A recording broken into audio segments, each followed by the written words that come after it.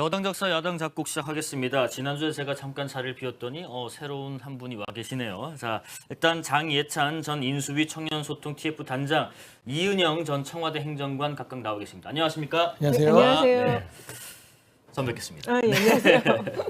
자, 일단 첫 번째 주제, 저희가 방송 초반에 잠깐 말씀 나눴는데 의견들을 상당히 양극단에서 많이 주십니다. 김포공항 이전과 관련된 얘기, 사실 민주당의 지금 이재명 후보도 송영길 후보도 호응하고 있고요. 이 공약이 지방선거 지금 이틀 남긴 상황에서 막판 변수가 될 거다라는 얘기가 나오는데, 자, 선거 막판에 이런 승부수를 던진 걸까요? 아니면 본의 아니게 이슈가 된 걸까요? 행정관님. 일단 제가 볼 때는 이 이슈를 던진 겁니다. 던진 거예요? 왜냐하면 네. 지금 당내 갈등이 좀 민주당이 심각했잖아요. 네. 근데 거기에서 좀 뭔가 이슈를 돌리기 위해서, 시선을 돌리기 차원에서 이 이슈를 던졌고, 특히 이제 이런 이슈, 좀 뭔가 갈등 요소가 많은 이슈를 던지는 이유는 미디어에서 이게 확산 보도가 되기가 쉽기 때문에, 네. 그리고 이 선거에서는 그렇게 해서 확산 전파되는 그런 버즈량이라든지 그다음에 검색량이 늘어나게 되면은 그게 관심층에게 뭔가 이제 경종을 울려주고, 네. 그렇게 해서 관심층의 지지를 끌어낼 수가 있거든요. 그래서 고육지책으로 던졌는데 지금 국민의힘이 이 이슈를 막 굉장히 키워주고 있습니다. 아, 그래요? 예, 그래서 저는 이게 이 이슈가 막판에 이런 이슈가 나올 줄 몰랐는데, 이게 지금 이것 때문에 좀 표심이 약간은 이동하는 그런 효과는 좀 발휘할 수도 있겠다, 이런 생각이 들었습니다. 네. 이슈를 지금 키워주고 계신다고 들었습니다. 그거 왜 키워주고 계신 겁니까? 그러니까 키우면 키울수록 국민의힘에게 득이 되니까요. 득이 돼요? 그리고 민주당에게는 대단한 실책이 될 것 같고요.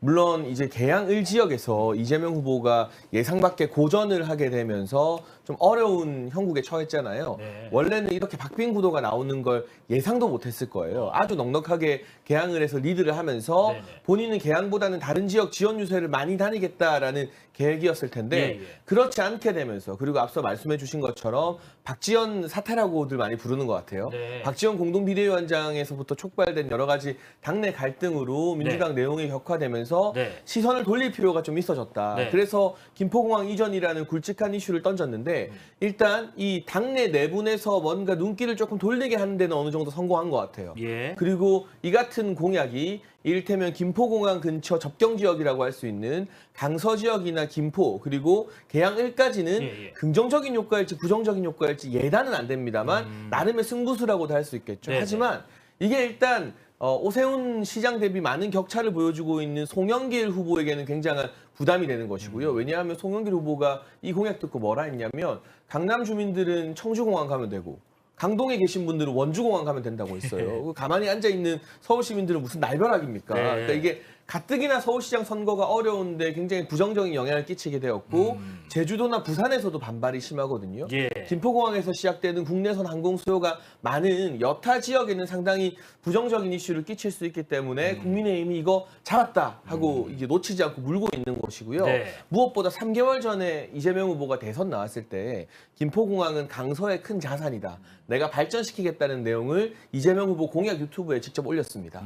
3개월 전에는 강서의 자산이라서 발전시켜야 되는 공항을 네. 3개월 만에 갑자기 폐쇄시켜야 할 정도로 그 기간 동안 뭐 전문가들과 의견을 주고받았는지 이런 부분에서 설득력이 없고 그냥 좀 막 던진다라는 느낌을 줄 수 있기 때문에 예. 국민의힘 입장에서는 이 이슈를 키우는 것 같습니다. 자, 채팅창이 불이 났습니다. GHH님, 말도 안 되는 김포공항 이전, 제주 완박 웬 말이냐도 하고 계시고, 김포공항은 이전에도 나왔던 얘기 아닌가, 왜 국민의힘이 뭐라고 하느냐도 계시고, 며칠 앞두고 승부수로 던진 것 같은데 일단 시기적으로는 무리수 같다라는 의견도 있고, 쭉 의견을 계속 올려주십니다. 계속해서 의견 올리시고요. 그러면은 지금 말씀 나오는 것처럼 과거에도 나왔던 이슈라고 하는데, 네. 결론적으로 김포공항 이전 실현 가능성, 현실 가능성이 있다고 보시나요? 이게 이제 과거에도 거론이 됐었고, 네. 그리고 이제 주택 공급지로서 거론이 됐었어요. 그래서 마음만 먹는다면, 지금 최근에 이제 교통 수요라든지 교통이나 이런 쪽에 발달이 많이 되고 있기 때문에 예. 충분히 이제 검토를 한다면 가능할 수도 있는데, 사실은 이제 이게 어느 측면을 중심으로 보느냐. 지금 이재명 후보가 이제 대선 주자일 때는 이거를 종합적인 관점에서 김포공항 이전을 볼 수가 있었는데, 네네. 지금은 계양을의 후보로서 이걸 보고 있는 것이거든요. 그렇습니다. 그러다 보니까 지금 포인트를 맞추는 게 그다음에 이제 소음에 대한 제한, 그다음에 그 고도 제한 두 가지 부분으로 맞추고 있고 네. 그렇게 그 두 가지 부분에만 해도 이거를 찬성할 사람들이 한 300만 원 된다라고 이야기를 했어요. 네. 그런데 일단은 그 당에서 중앙에서는 이 공약을 봤을 때는 이게 지역 간 지금 좀 전에 앵커님도 말씀하셨지만 지역 간 얘기가 좀 첨예할 수가 있거든요. 네네. 그러다 보니까 이제 송영길 후보의 얘기도 좋은 뜻에서 얘기는 했는데 그것이 또 지역에서 받아들일 땐 전혀 다른 방향으로 받아들일 수가 있기 때문에 그래서 가능성은 있지만 이거는 당내에서 그 지역 간 이해와 이런 어떤 그 요구 사항을 충분히 들어보고 조정을 해야 될 사안이다. 네네. 다만 이거를 이제 이재명 후보가 그 고도 제한 문제를 중심으로 접근을 했는데 국민의힘이 이걸 너무 지금 키우다 보니까 불필요하게 지금 뭐 제주도 도지사 후보로 나온 분이 지금 서울로 상경 중이라는 얘기도 있고 부산에서도 갑자기 박형준 후보가 이걸 지금 반대를 하고 나서고 있고 네. 이래서 국민의힘 후보들에게는 지금 이 귀한 시간에 쓸데없는 논쟁에 참전하는 그런 양상으로 가는 것이 아닌가 이렇게도 좀 이거 보여져요. 실현 가능성 그리고 쓸데없는 논쟁에 결코 참전. 쓸데없는 논쟁이 아, 아니죠. 그래요? 이게 만약에 네네. 실현되거나 이 다수 야당의 예. 정책, 당론이 되면 네. 상당히 많은 피해를 여타 지역 주민분들이 받으시게 되기 아. 때문에 이게 뭐 고속철도로 해저 터널을 뚫는다, 수직 이착륙기가 도입된다, 이거 언제 될지 모르는 이야기들인 거예요. 네네. 그 상황에서 김포공항의 위상이 흔들리게 되면 사실 여기를 3개월 전 이재명 후보 공약처럼 네. 당서의 보물로서 발전시켜서 여러 가지 동북아의 허브로 삼아야 되거든요. 이게 예. 국내선뿐만이 아니라 국제 단거리 비행도 김포공항에서 상당히 많이 취향을 하고 있습니다. 동남아라던가 중국, 일본 등지로. 예. 이제 코로나 터널을 우리가 뚫고 나오면서 그동안 참 힘들었던 항공 수요가 다시 회복되는 이 시기에 항공산업이나 여행산업 종사자들 이제 숨 한 번 쉬어보나 하고 있는데 네. 이런 식의 무책임한 공약 남발하는 건 좀 많은 문제라는 생각이 들고요. 이게 이재명 후보가 지금 국민의힘과 싸울 때가 아니에요. 국민의힘이랑 싸우는 건 2차전입니다. 네네. 민주당 제주도 후보들이랑 먼저 싸우셔야 돼요. 네. 그러니까 오영훈 민주당 제주도지사 후보가 공개적으로 반발을 했고요. 네. 제주도당 위원장, 제주도 국회의원 출마자들, 그리고 제주도당 명의로도 이건 중앙당에서 한 번도 논의된 적이 없고 다른 지역 보궐선거 후보가 낼 수 있는 공약이 아니다라고 아주 강하게 반발하고 있어요. 네네. 그러니까 민주당 내부에서조차 사전 정리라든가 교통 정리가 전혀 안 되어 있는 설익은 공약이기 때문에 국민의힘과 싸우기 이전에 이재명 후보가 오영훈 제주도지사 후보랑 먼저 이 김포공항 폐쇄 이전 문제에 대해서 좀 정리를 하시고 민주당의 당론을 하나의 공약으로 만들어 오시면 그때 가서 사실은 집권 여당과 논쟁을 할 문제인데요. 네. 그런 기초적인 것조차 지금 당장 나한테 이슈를 돌리고자 네. 또는 뭐 유리해지고자 네. 같은 집안 식구인데 내 옆 사람에게 굉장한 피해를 주는 네네. 그래서 이 우리 집안 식구가 반발하는 이런 공약을 들고 나왔잖아요. 그러면 가만사성이라고 일단 집안에서 식구들끼리 먼저 교통 정리하는 게 필요하다는 생각이 좀 자, 듭니다. 이번에는 장 단장님한테 좀 질문 드릴게요. 그러면 이런 얘기 나옵니다. 아니 지역의 살림살이를 맡고자 하는 지역의 대표가 되려고 하는 후보가 중앙당과 공약을 협의할 이유가 뭔가 지역에 최대한의 이익이 될 만한 것을 내던지고 추후에 얘기를 모아가면 될 일 아닌가라는 얘기를 하면서 송영길 후보가 조금 전에 이건 국민의힘 측에서 너무한 억가 정치다. 억지로 까기 위한 거다. 이런 얘기를 해요. 글쎄요. 꼭 이렇게 협의가 돼야 되는 건가요, 공약이? 그 동의가 좀 안 돼요. 저희가 대선할 때도 네네. 그렇고요. 지난번 총선이나 이런 과정을 당내에서 지켜보면 네. 각 지역별로 공약이나 정책을 막 올려요. 예. 그러면 뭐 이름은 좀 다를지 모르겠지만 국민의힘에도 정책국이라는 조직이 있고요. 민주당에도 마찬가지일 거예요. 그리고 또 싱크탱크인 여의도연구원, 민주연구원이 있잖아요. 이런 곳에서 각 지역별 공약이 상충되지 않게 조율을 합니다.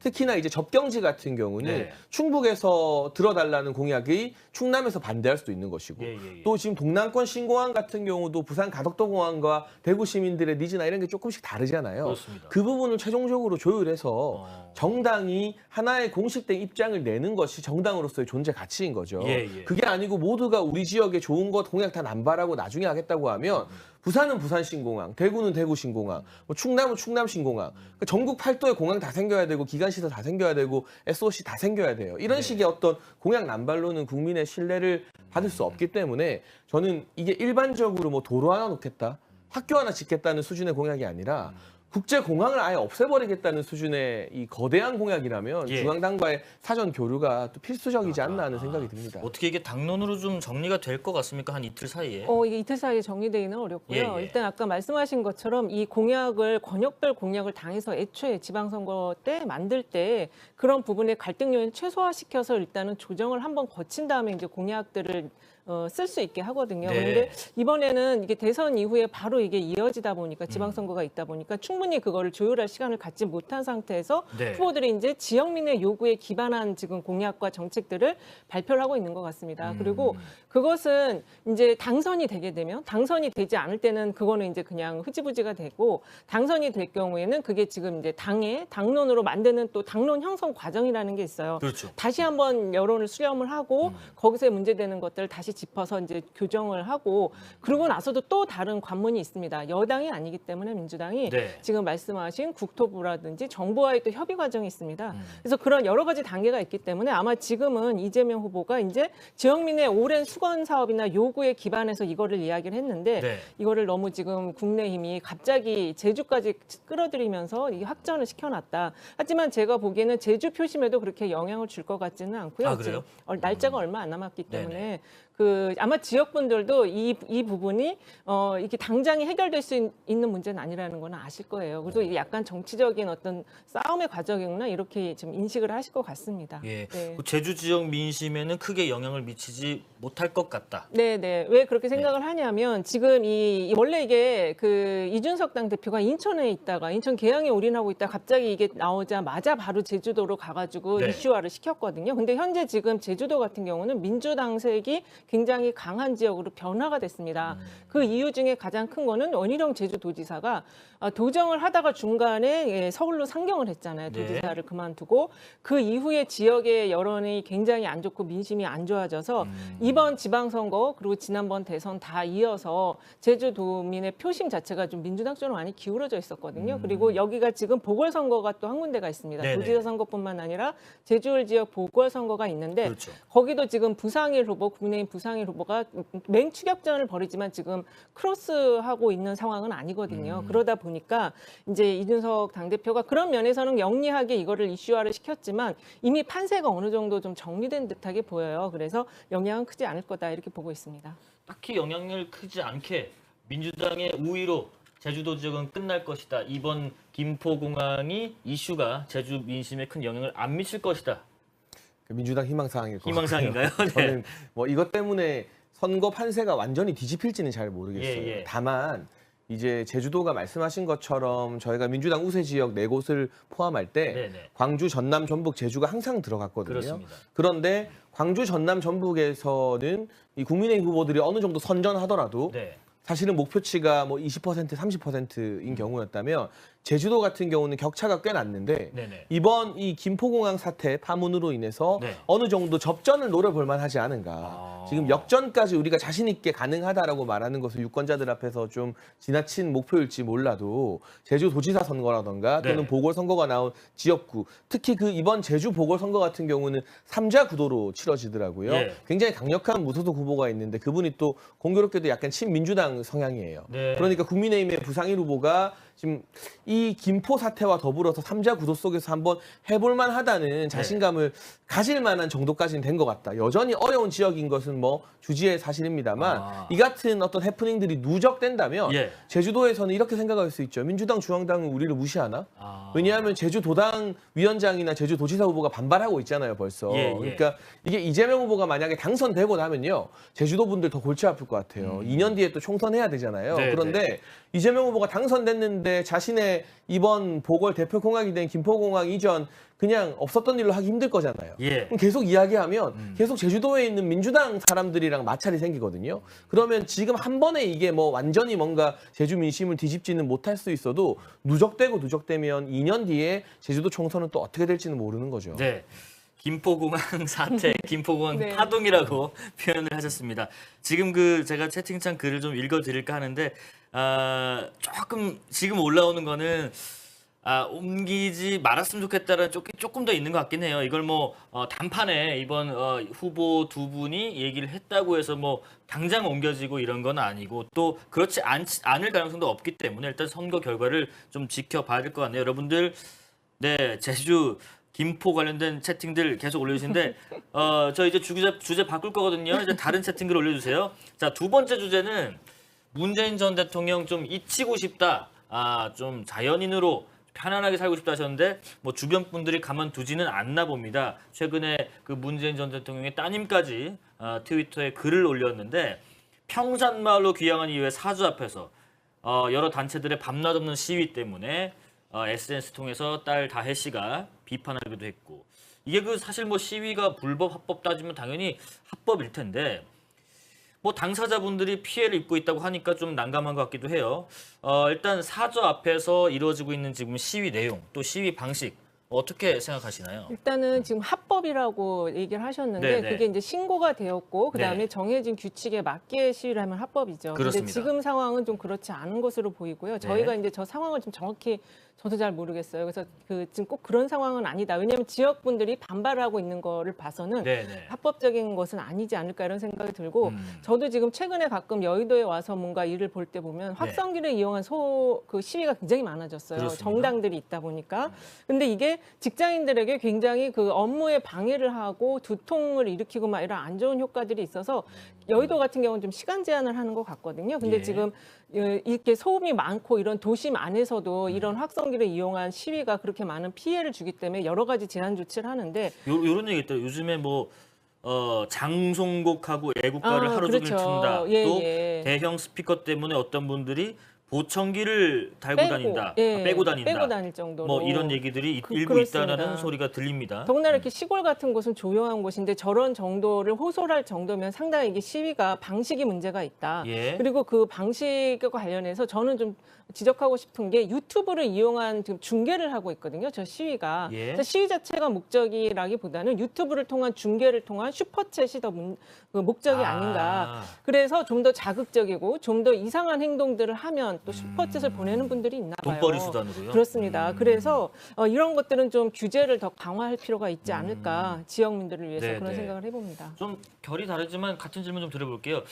그럼 이런 시위를 왜 하고 있다고 보시는지와 이런 시위 방식이 어떻게 생각하시는지 같이 좀 말씀해 주시죠. 일단 이 시위를 좀 두 갈래로 나눠서 네, 봐야 네, 될 것 네. 같아요. 이른바 정치적 목적을 가지고 문재인 전 대통령을 과하게 비판하거나 네. 박근혜 전 대통령 구명하라 이미 사실 사면이 되셨는데 예. 그런 이야기를 하시는 분들이 한 갈래가 있고요. 네. 또 한 갈래는 제가 현장 사진이나 현장에 간 기자들한테 이야기를 들으니까 네, 네. 백신 피해자 유가족분들이 굉장히 또 많이 모인다고 합니다. 네. 그런데 문재인 정부에서 강제했던 백신 접종으로 억울한 피해자분들이 많이 생겼는데 거기에 대한 손실 보상은 잘 이루어지지 않았었거든요. 그래서 이 시위를 두 갈래로 나눠보되 저도 첫 번째 제가 말씀드린 정치적 목적의 시위는 네. 이게 합법의 테두리 안에 있다 하더라도 조금 자제하는 게 좋지 않겠나. 건강한 정치 문화를 위해서. 다만 이 백신 피해자 유가족분들의 어떤 시위, 이분들은 막 확성기 쓰거나 그러지 않아요. 그 앞에서 그냥 플랜카드 들고 지나가는 분들한테 종이 나눠주고 정도인데 이분들의 집회와 시위의 자유는 또 헌법에 의해 보장된 것이기 때문에 예. 지켜줄 필요가 있다. 갈래가 좀 다르고요.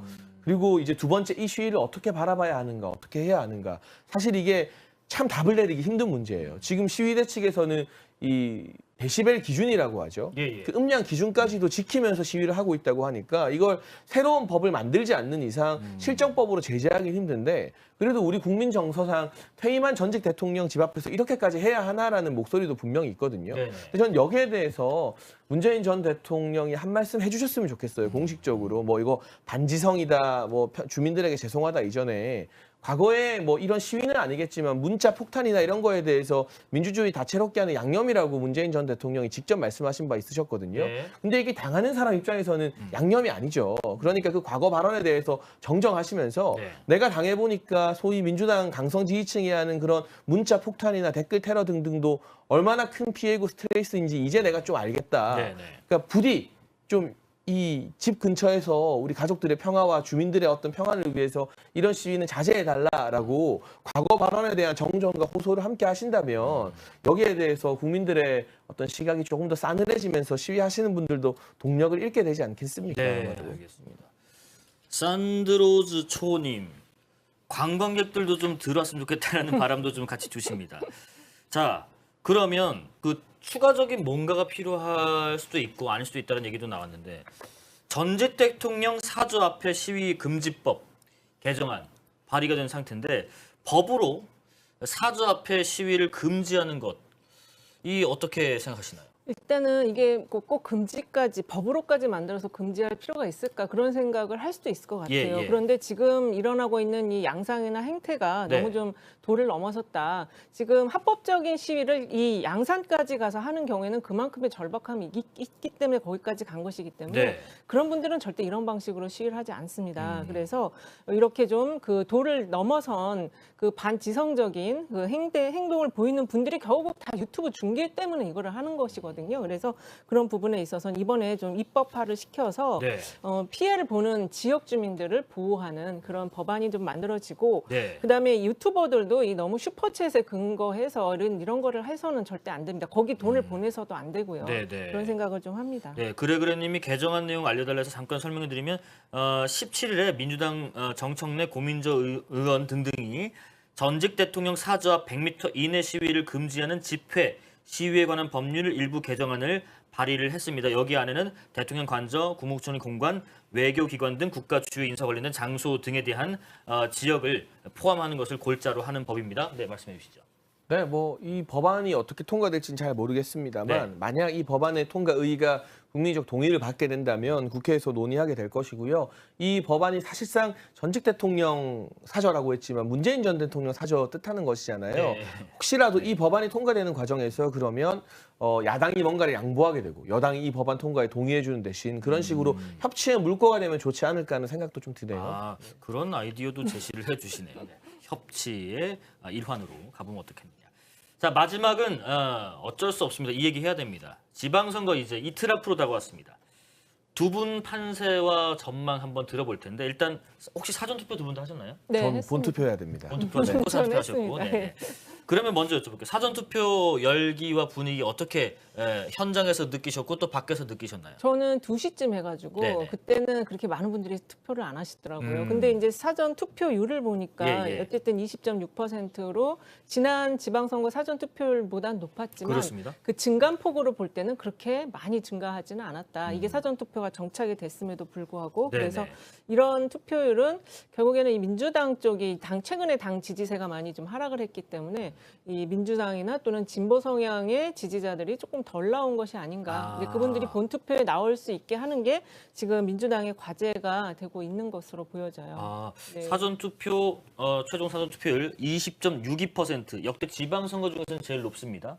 이거 어떻게 보십니까? 사전 투표율이 계속해서 상승하고 있는 추세라는 것을 미루어 볼 때 네네. 전체 투표율은 2018년 지방선거 투표율이었던 60%에 조금 못 미치게 될 것 같아요. 최종이요. 그러니까 대선 같은 경우도 사전 투표율이 36%로 역대 최고였는데 막상 전체 투표율은 77.1%로 그 이전 2017년 대선보다 0. 몇 % 정도 떨어졌었거든요. 그렇습니다. 이번에도 비슷한 경우일 것 같고 이렇게 되면 아무래도 사전 투표층이 많아질수록 이 진보 진영에게 유리하고 본투표율이 높아질수록 보수층에게 유리하다는 기존의 어떤 선거 관행을 보아왔을 때 네. 지금 사전 투표율만으로 보면 민주당이 기대했던 수치보다는 조금 낮을 것이다. 그래서 이 부분, 이 최근 여론조사에 적극적으로 응답하지 않는 민주당 지지층들이 이 투표에도 조금 덜 나간 것이 아니냐라고 해석할 여지가 있기 때문에 네. 현재로서 추세는 저는 국민의힘에게 다소 유리하다고 보여지고 있고요. 그래요? 결국 마지막 본투표에서 지지층을 얼마나 결집시키느냐가 관건일 텐데 네네. 오늘 보도 보니까 네. 이제 오세훈 서울시장, 김은혜 경기도지사 후보, 또 제주도의 이 국민의힘의 도지사 후보와 국회의원 보궐 후보가 모두 모여서 네. 아까 말씀하신 김포공항 이전 반대 기자회견을 한다고 해요. 그러신다고 하더라고요. 그러니까 이건 이제 돌아갈 수 없는 강이 된 거예요. 이 이슈는 어마어마하게 커진 거죠. 이재명 후보가 던졌고 네네. 국민의힘이 이걸 완전 키웠습니다. 이게 남은 본투표 표심에 어떤 영향을 끼칠지 좀 주목해봐야 될 것 같습니다. 알겠습니다. 최종 투표율을 한 60%좀 언더로 좀 보셨는데 네. 우리 저기 대변인님은 어느 정도 생각하시고 행정관님은 저도 네. 한 55% 정도 그 보고 정도요? 있고, 이제 조금 더 많이 나온다면 이제 그 지지층을 끌어낼 수 있다면 한 58? 그러면 한 30 몇 퍼센트, 한 40% 좀 못 미치게 네. 더 본투표가 나올 건데 그렇습니다. 그러면 이 최종 투표율에 따라서 유불리를 따지자면 일단 사전 투표에서는 민주당이 조금 더 유리한 것 같다라는 의견이신 것 같고 네네 그렇습니다. 근데 본투표는 본투표는 사실 이제 지금 여론조사 보면 본투표는 확실히 국민의힘 후보들이 더 예. 많이 나가겠다라고 응답을 하더라고요. 예, 예. 그래서 근데 지금 이 김포공항 이슈하고 네. 최근에 이제 민주당 비대위의 그 갈등 상황이 이제 봉합은 됐지만 네. 이게 지금 민주당 지지층에게 어떤 효과를 줄지 지금 이 김포공항 이전은 사실 좀 이슈가 너무 지금 늦게 이 이야기를 꺼냈고 그리고 지역마다 조금 이게 생각이 다 다르거든요. 서울 같은 경우는 또 그냥 김포공항이 있었으면 좋겠다. 왜냐하면 가깝고 좋잖아요. 네네. 그런 생각을 할 수도 있기 때문에 그래서 이렇게 지금 이거를 키우는 이유가 아마 이제 국민의힘 쪽에서 좀 이슈가 너무 이제 다양화되어 있다 보니까 그걸 좀 네. 하나로 모아서 지지층을 더 결집하겠다 이런 생각인 것 같아요. 자 그러면 마지막 질문 하나씩 드릴게요. 이틀 남은 지방선거 관전 포인트는 김포공항인가요? 뭐 일단 정책적 이슈로는 네. 그렇고요. 네. 마지막 이슈는 이제 역시나 이재명 후보가 될 것 같아요. 일단 개항의 선거도 선거지만 이번 지방선거에서 어떤 결과가 나올지 모르겠으나 네. 그 이후에 이재명 후보가 책임지는 모습 보일지 네. 아니면 8월 전대 당대표 출마를 고집할지가 민주당 입장에서는 지방선거 이후 훨씬 더 큰 고민거리일 것 같거든요. 그리고 일단 봉합은 됐지만 박지원 공동비대위원장과 윤호중 공동비대위원장이 정말 진심으로 100% 봉합했다고 믿는 사람은 별로 없을 것 같아요. 네네. 그러니까 지방선거 스코어에 따라서 네네. 민주당 내부에서는 이 지선 패배 책임론이 불거지면서 벌써 우상호 의원 같은 경우는 7개 이상 광역자치단체장 확보 못하면 네네. 지도부 해체해야 된다는 이야기 나오고 있거든요. 이미 사실상의 당권 투쟁 모드로 돌입한 것이 아닌가. 네네. 그래서 이번 지방선거 결과와 연동되는 민주당 내 당권 투쟁 상황이 네. 앞으로 정치권의 주요 관심사가 될 것 같습니다. 하나만 더. 그러면 17개 광역시도 중에서는 몇 개 가져간다고 보세요? 그러니까 지금 공이 방송 3사 여론조사를 네. 보게 되면 944 구도거든요. 944. 9개 국민의힘, 4개 민주당, 그리고 4개가 경합지역입니다. 그런데 이 경합지역에서 만약 민주당이 4곳을 다 아슬아슬하게 섞고 나면 네. 9대 8이 돼요. 네. 그렇게 되면 민주당의 승리거든요. 근데 저는 우상호 의원 지적이 정확한 것 같아요. 네. 10대 7 정도를 반반이라고 볼 수 있을 것 같아요. 근데 10대 7을 반반이라고 생각했을 때 국민의힘이 11석을 얻게 되면 국민의힘 입장에서는 그래도 우리가 좀 이겼다라고 말할 수 있고 네. 민주당은 이 7석 정도를 지켜야 그래도 우리가 대선 직후 지선에서 진 건 아니다. 이 정도면 선방했다라고 할 수 있어서 네. 그 나머지 4지역구에서 몇 석을 국민의힘이나 민주당이 가져가는지가 관건일 것 같은데요. 네. 저는 조심스럽게 한 11대 6 정도로 보고 있습니다. 11대 6 알겠습니다. 네. 자 마지막 관전 포인트와 정말 6개 내지 7개 정도 바라보시는지요? 네, 지금 그 말씀을 잘 정리를 해주셨는데 저기 방송 3사 이제 사전 조사에 따른 이제 분류인데 예. 저도 거의 비슷하게 보고 있습니다. 그리고 이제 마지막에 이 선거 캠페인이 굉장히 중요해요. 그렇습니다. 마지막에 후보들이 자리를 이석을 하는 그런 선거 캠페인 또는 네거티브성의 캠페인을 벌일 경우에는 결국 그게 표심에도 영향을 주거든요. 그래서 그 이 마지막에 그 표심의 관리를 위한 선거 캠페인을 네거티브로 끌어가지 않는 거, 그 다음에 자기 지지층을 최대한 끌어내는 건데 저는 이번에 가장 중요하게 봐야 될 지역들은 역시 충청권이라고 생각이 듭니다. 예. 아까 말씀하신 경합 지역 4개 중에서 3개가 지금 충청권이고 충남, 대전, 세종은 지금 완전 초경합 상태로 들어간 상황이에요. 네네. 그래서 이 충남에서의 표심이 결국에는 그게 또 수도권에까지 영향을 줍니다. 인천 같은 데 영향을 많이 주기 때문에 네. 그래서 수도권의 그 결과가 어떻게 나올지가 결국 최종 지방선거 승패를 가늠할 것이다. 그리고 저도 11대 6 정도로 지금 보고 11대 6. 있습니다. 그럼 11대 6으로 거의 합의가 돼가는 분위기인 것 같습니다. 되게 보수적으로 잡으신 거 아닌가 싶기도 하고. 하여튼 여러분 두 분이 다음 주 오늘 뵐 거거든요. 그때 표정이 어떨지 한번 볼게요. 이틀 있다가 11대 6으로 정말 결과가 나올지 한번 지켜보겠습니다. 여당 작곡, 야당 작사 두 분과 함께 말씀 나눠봤고요. 잠시 후에는 저희가 전문가 한 분과 이제 그 우리 원숭이 두창 이것도 걱정이 많단 말이에요. 이거 관련된 얘기 자세하게 나눠보겠습니다. 두 분 감사합니다. 네, 고맙습니다.